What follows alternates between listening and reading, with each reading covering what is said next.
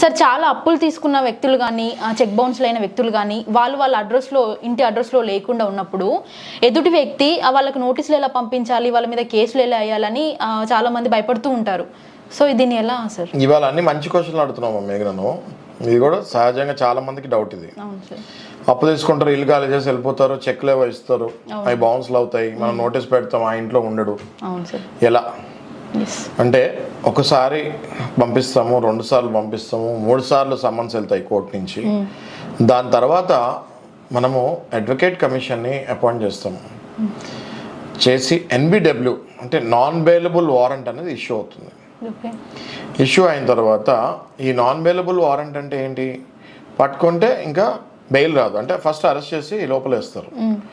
Okay, ఈ NBW issue అయినప్పుడు advocate commission మనం వేసినప్పుడు వాళ్ళు ఎక్కడెక్కడ ఇంతకు ముందు ఉన్నారు, ఎక్కడెక్కడ తిరిగారు, ఇవన్నీ కూడా పోలీసు వాళ్ళ ద్వారా ఎంక్వైరీ చేయించి క్లియర్గా ఆయన్ని పోలీసు వాళ్ళ ద్వారా ఎక్కడున్నారో పట్టుకొని ట్రేస్ చేసి ఆ NBW ఇష్యూ చేసి వాళ్ళని తీసుకొని వచ్చి కోర్టులో ప్రవేశపెట్టి ఇమ్మీడియట్గా రీకాల్ పిటిషన్ లేకపోతే షూరిటీస్ ఇవ్వకపోతే వాళ్ళని జైల్లో వేస్తాం కూడా జరుగుతుంది.